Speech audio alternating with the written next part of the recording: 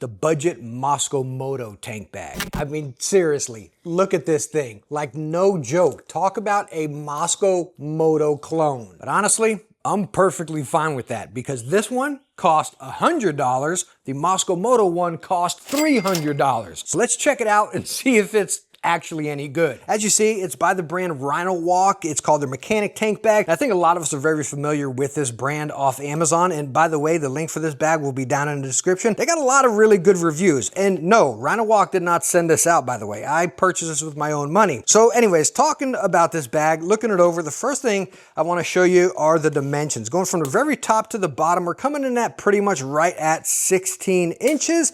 And then if we look at the dimensions of the width, totally compressed, it's pretty much right at 3 inches. Now, if I just loft it up, just like regular stuff, some gloves and a wallet in there, pretty much at 4.5 to 5 inches. But yes, it does expand incredibly far, as you see, once you undo all these straps, pull that one out, unclip that one, and then you can expand it and it will loft up big time. You can see it pretty much turns into a book bag, which yes, you can use it as a book bag right here, as it comes with these straps, which I cut off mine because I have no plans to ever use it as a book bag, which again, you can see right there where I cut them. If you don't want to use them, you can tuck them in there. But again, I will never use it as a book bag, hence the reason I went ahead and cut mine off. But anyways, talking about it lofting up so much, you can see you can fit a lot of stuff in there. Number one, you have this pocket right up front. I'm not sure how well the light will show in there, but you got another pocket inside there as well. Again, not sure how well the light will pick that up, but the cool thing is on the side of this, you actually have netting. So if you have something tucked in there, it's not gonna fall out the side. So it actually makes this front little pocket useful. And you got these little deals right here too. So if you wanna put, I don't know, bear spray or a little pocket knife in there, it'll actually cinch down in there. And you got them 1, 2, and then 3 all the way at the bottom. Again, I'm not too sure how well the camera is picking this up because it's way down in there, but really cool. Now you got these little latches or hooks, whatever, up top, which seem pretty pointless, and they honestly get in the way of this Velcroing down. It really barely attaches there, so I might go on and clip those off as well. Now, going down to the next pocket here, we'll unzip it, and just look at, let me go and undo these clips on the side here as it's holding us back a little bit. So now with it opened up here, got this one zipper pocket right up here, nice and mesh. You got these other compartments up here, really cool for like camera gear, right? Put some batteries up here or something. Down here, you got a couple more bigger pockets, again, mesh. And all around this, you have padding. So you got some give right up top here, and then down on the bottom, you got this little tiny whistle in case you ever need it, but tons of storage. So again, you got your pockets and you got a little bit of space in there as well, right about 1 inch of give. So really cool to have some flex space.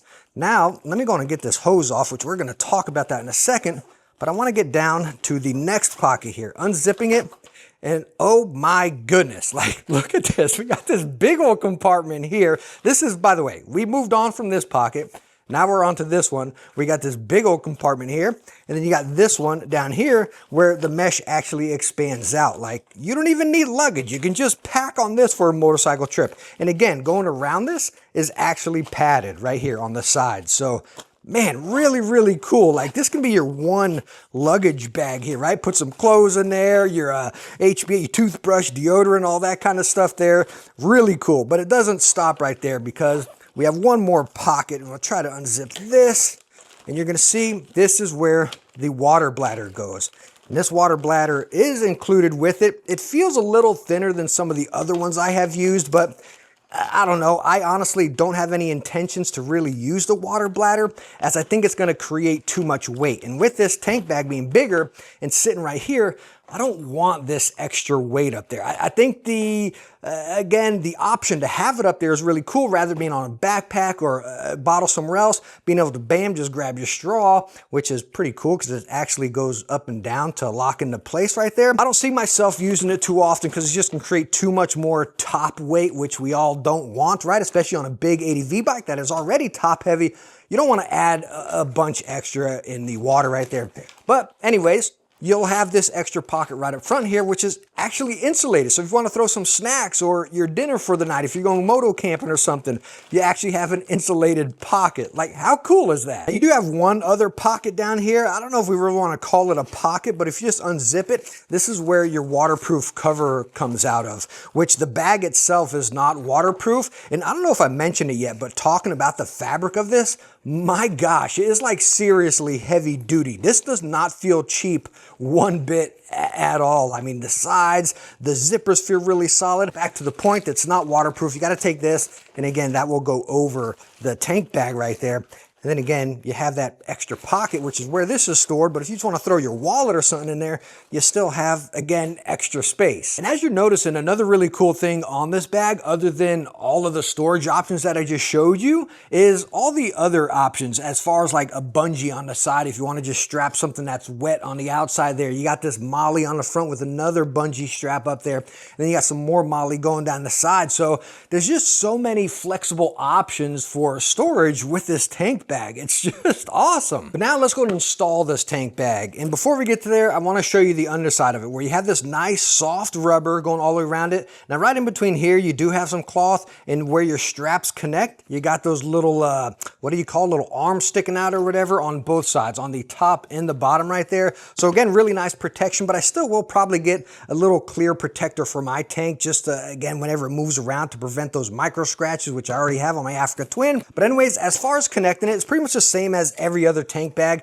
You got this strap that can go down yonder into here, which you probably can't see too well. But anyways, you got two hooks, nice and adjustable. And then you got the two that can come down here by the engine. So I'm going to take this, we'll attach the arm right there, and then we're going to pull this one onto this side. Bam, right down in there. And then we got these little Velcros to attach it. And as you see, once it gets attached onto there, it does look big, but it's honestly not excessive. And when I full lock it, I'm not really getting any interference here. It is touching a little bit, but nothing drastic. And the cool thing about it is, well, in basic form like this with minimal stuff in it, whenever I'm riding and standing up, it's not getting in the way of your twigs and berries or your bits, you know what I mean? It's not interfering with you, if that's the better way to put it right there, as many tank bags stick up always, even if they're completely empty. So this one in regular form here, minimal stuff in it, not in the way. Now, if you do fill it all the way up, of course, it's going to get in the way a little bit more. But I really love how big it is, but still how minimalistic it is, if that makes any sense. And it doesn't move around and bounce around a whole bunch when you're off-road, which is one serious annoying thing with tank bags. My last tank bag I left in the hotel room because it bounced around so much, but it's really nice for this one to actually be locked down and in place. So my overall conclusion of the Rhinowalk mechanic tank bag, aka the knockoff Mosko Moto bag, I love it. I think it's totally worth $100. Like, just looking at it and feeling it in the hand, like, you would totally think this would cost more than $200. Like, this is amazing for only $100. And hopefully Rhinowalk will create some knockoff of their rackless system and stay around this price point. That I would really like.